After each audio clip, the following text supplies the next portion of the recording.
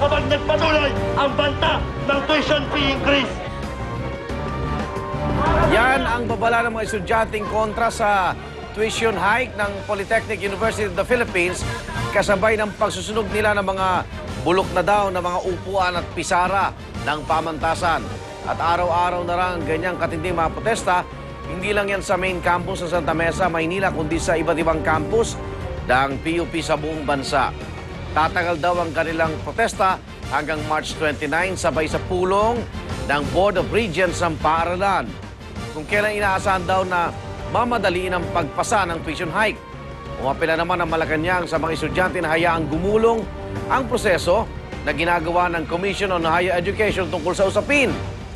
Ang magiging desisyon ng CHED, isusumite pa naman daw sa tanggapan ng Pangulo at sa Kongreso.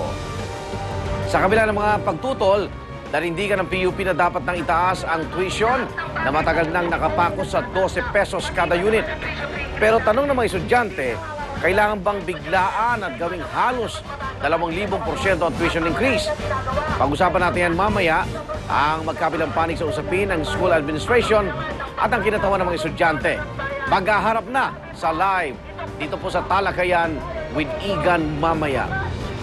Okay, ang problema rito, yung operation ng eskwelahan. Pero state university siya subsidized siya ng national government. So kulang na ba talaga? Dahil matagal na panahon nasa 12 pesos nga kada unit. Yes.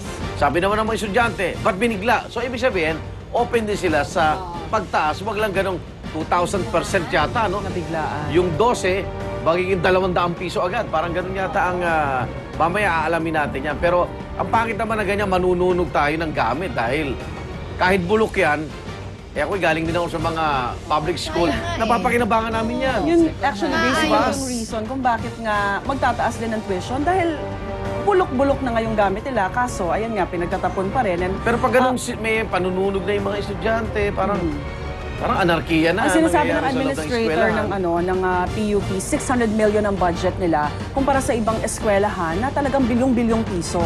So hindi na daw nila talaga kakayanin. Kaya magtataas nga ng ganito. Kaya lang siguro maganda nga magkaroon ng mga programa, mga study now, pay later, o kaya baka pwedeng installment na kahapon kinokonsidera naman ng CHED na baka pwedeng ang installment para sa mga estudyante. Or talagang suriin. Kailangan ba ng ganito kalaking pagtataas? Kasi tawaran pa yan Kung Or makatiran. saan dadalhin yung ganyang increase para sa operation ng eskwelahan, di ba? Sayang ako hinayang talaga ako dun sa mga sinunod pa nilang Gamit. silya, yung mga Oo. gamit. Kasi kulang na nga, di ba? Nahihirapan na kayo. Sabi ninyo, bakit nyo pa ginawa yan? Pero on the other hand, nakikita natin dito yung talagang galit ng mga estudyante all over sa PUP dahil although hindi naman lahat ng mga estudyante talagang nagsunog, Oo. Pangilan-ngilan lang naman. Hindi, yun Pero nga. lahat yung impression tuloy, ganoon ang simpatya. Ilan yung ilan yung populasyon ba ng PUP? Natutol. At ilan lang itong, di ba, student organization Yes, oo. na nangunguna sa ganitong uri ng pagkilos. Baka naman, yung nakakarami, di ba? Parang hindi naman It's about ganun, time. sa ganung Oo. pamamaraan, ipahayag yung kanilang Mali pagtutol. ang Pag ganyan, wala Oo. bang consultation muna dun sa mga estudyante at saka yung mga magulang? Di ba sa ibang Nasa schools batas bago yun. magtaas, Oo. kailangan may consultation. So bakit parang gulat na gulat sila? Nasa batas yun, kaya nga Kaya nga yung... Bigla kasi na 2,000%. Kung may Oh, consultation. Kung may Consultation. May ano pa consultation. may aprubahan pa ng Board of Regents. May kumbaga steps pa siya, may process pa siya. May proseso pa Kaya lang, at this stage, umaalma na talaga dahil 2,000%. Nasa na proseso taas. pa ngayon. Parang Yes, ganun. nasa proseso pa. So mamaya, live tapatan, di ba? Oo. At ito pang isang top hirit, kaugnay pa rin ng edukasyon sa ating bansa. Narito po. Una, we can discipline the school principal. We can file administrative charges against them, motu proprio. Lalong binigyang diin ng Department of Education ang babala sa mga pampublikong paaralang naniningil pa rin ng graduation fees. Kasunod po yan ang sumbong ng National Union of Students of the Philippines na may 149 na paaralan na sa pilitan pa rin naniningil ng grad fee. Bintang pa ng NUSP, may isang eskwelahan pangaraw na humihiling sa mga honor student na magdala ng ano ba yun, lechon? Paalala ng DepEd, pwedeng sampahan ng reklamong administratibo ang opisyal ng mga paaralang pasaway. Binigyan din naman ng DepEd na dapat maghain ng formal na reklamo ang mga may sumbong tungkol sa mga abusadong paaralan. Paletsyon, hindi pa pandesal. Oo, mas Ay, dito bongga. pa pandesal lang Kasi valedictorian daw. Grabe naman yun. Oo. Bakit parang Ano ba yung kantsawan lang yun? sinasamantala mo yung... dapat ang magsayang nga, di ba yung mga graduate tapos pahihirapan pa sa huling sandali nila sa eskwelahan na yan. So ano lang yung mga legit na pwedeng bayaran ng mga magulang? Sa public school, wala. Wala yung mga toga yun Wala. Actually, wala. talaga. Uniform na lang Yes. sila eh. Naka-uniform lang. Dapat, Dapat walang gastos. Entablado, ganun na lang dapat. Actually, maraming, even private schools nagpa-practice na nitong austerity measures na sinasabi. Oo. Kasi dahil sa hirap talaga ng panahon, hindi lang naman nararamdaman yan ng mga pampublikong eskwelahan, even yung mga private schools. So, Right.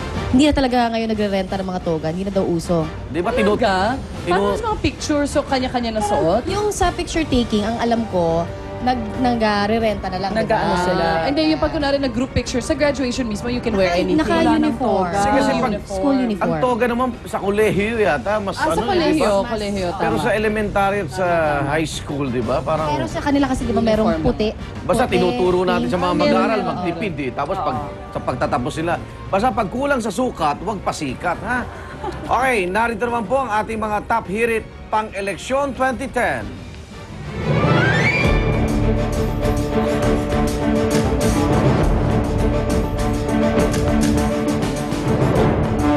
We have in place an operational plan so that we will be able to monitor the movements or the formation or the shaping up of partisan armed groups. Kinumpirma ni PNP Chief General Jesus Bersosa na may mga grupong posibleng maghasik daw ng gulo habang papalapit ang eleksyon. Batay sa mga nakalap na intelligence reports ng pulisya, kaya naman binuo na nito ang Task Force Hope o Honest, Orderly and Peaceful Election. Ba? Kala ko Task Force Hopia. Partikular babantayan ng PNP ang mga partisan armed groups na kadalasan iniugnay sa ilang local candidate, lalo pa simula na sa Biyernes ang kanilang campaign period, local na. Patuloy din daw minomonitor ng PNP ang mga rebelding grupong New People's Army, MILF at mga bandidong Abu Sayyaf. Gayunman, nilinaw nilang wala silang natatanggap na aktwal na banta ng destabilisasyon.